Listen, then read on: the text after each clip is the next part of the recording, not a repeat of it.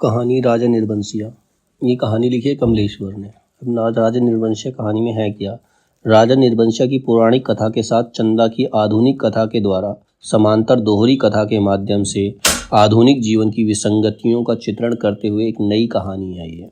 मतलब आधुनिक विसंगतियाँ मतलब जो रिश्तों में दरार आ जाती है, रिश्ते खत्म होते हैं, वो चीज़ें पहले पुरानी कथाओं में भी होती थी, लेकिन उस समय वो क्या होते दैवीय शक्ति द्वारा वो अपने आप को प्रूव कर दिया करते थे। लेकिन वर्तमान में ऐसा पॉसिबल नहीं है, जिसकी वजह से लास्ट में जो इसका नायक है जगपति, वो अपने प्राण ही दे देता है, अपनी खुद ही आत्महत्या कर लेता है, क्योंकि ना तो उसकी पत्नी अपने आप को निर्दोष साबित कर पाती है, ना ही उनमें कोई दैवीय शक्ति है। तो उसी मानसिकता को इसके अंदर दिखाया गया है। इसके जो प्रमुख पात्र हैं वो है जगपति, उसकी पत्नी है चंदा और एक कंपाउंडर है बच्चन सिंह। अब इसके प्रमुख उदाहरण क्या है?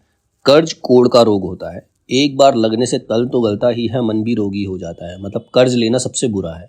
कर्ज इंसान को अंदर ही अंदर खत्म कर देता है, जिसकी वजह से जगपति की पूरा जीवन खराब हो जाता है। उसका वैवाहिक जीवन खराब होता है पहले, और अंत में उसका जीवन भी खत्म हो जाता है कि सिर्फ कर्ज की वजह से।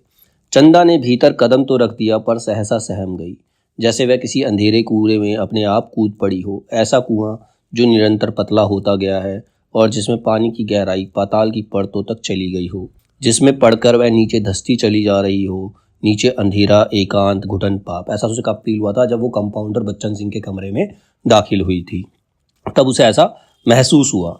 कालिक पूरी तरह बढ़ गई थी, अंधेरा हो गया था मतलब, और सामने खड़े पेड़ की काली परछाई गहरी पड़ गई थी। दोनों लौट गए थे, पर जैसे उस कालिक में कुछ रह गया था, छूट गया था। दवा खाने का लैंप जो जलते जलते एक बार भभका था, उसमें तेल ना रह जाने के कारण बत्ती की लौ बीच में से फट गई थी। उसके ऊपर धुएं की लकीरें बल खाती सांप की तरह अंधेरे में विलीन हो जाती थी। रात के बढ़ते सन्नाटे में दोनों के सामने दो बातें थी। जगपति के कानों में जैसे कोई व्यंग से कह रहा हो, राजन निर्बंसिया अस्पताल से आ गए। मतलब उसका कोई पुत्र नहीं था, उसका वंश चलाने वाला कोई नहीं था, इसीलिए उसको राजा निर्बंसिया की संज्ञा दे दी गई थी, उसका नाम दे दिया गया था। और चंदा के दिल में ये बात चुभ रही थी, तुम्हारे कभी कुछ नहीं होगा। जब जगपति ने उसको ये ताना दिया था, तुम्हारे कभी कुछ नहीं होगा, उसे लगा कि उसको निसंतान होने पर उसे ताना मारा गया है। और सिसकती चंदा ना जाने कब सो गई, पर जगपति की आंखों में नींद नहीं आई। उसे लगता जैसे कड़े मांगकर वह चंदा से पत्नीत्व का पद भी छीन लेगा। उसके पास कड़े थे, वो सोचता था उसे कड़े लेके कोई बिजनेस कर रहे, लेकिन ऐसा नहीं। उसे ऐसा लगा वो माता तो बन नहीं पाई, उसको माँ का सुख तो वो दे नहीं पाया, लेकिन अगर उसने कड़े भी मांग लिए तो उसका पत्नी का सुख भी चला जाएगा, इसलिए उसने नहीं मांगे।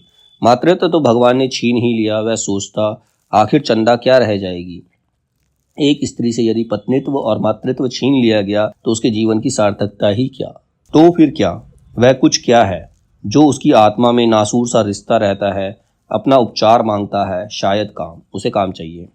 हाँ, यही, बिल्कुल यही, जो उसके जीवन की घड़ियों को निपट सूना ना छोड़े, जिसमें वह अपनी शक्ति लगा सके, अपना मन डुबो सके, अपने को सार्थक अनुभव कर सके, चाहे उसमें सुख हो या दुख हो, आरक्षा हो या सुरक्षा, शोषण हो या पोषण। उसे सिर्फ काम चाहिए, करने के लिए कुछ चाहिए। यही तो उसकी प्रकृत आवश्यकता है, पहली और आखिरी मांग है, क्योंकि वह उस घर में नहीं पैदा हुआ जहाँ सिर्फ जवान हिलाकर शासन करने वाले होते हैं।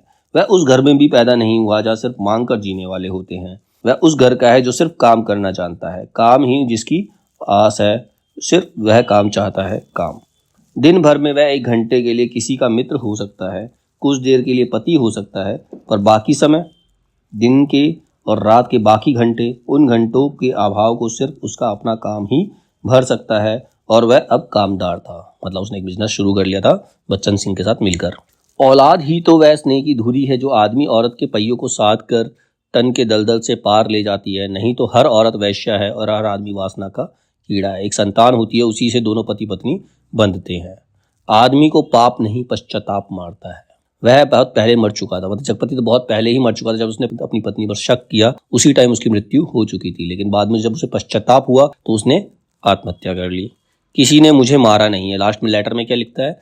किसी ने मुझे मारा नहीं है, किसी आदमी ने नहीं। मैं जानता हूं कि मेरे जहर की पहचान करने के लिए मेरा सीना चीरा जाएगा, उसमें जहर है। मैं अफीम नहीं, रुपए खाए हैं। कहता है मैंने अफीम नहीं खाई, मैंने रुपए खाए हैं, कर्जा लिया है। उन रुपयों के कर्ज का जहर था, उसी ने मुझे मारा है, इसमें किसी का कोई दोष नहीं है।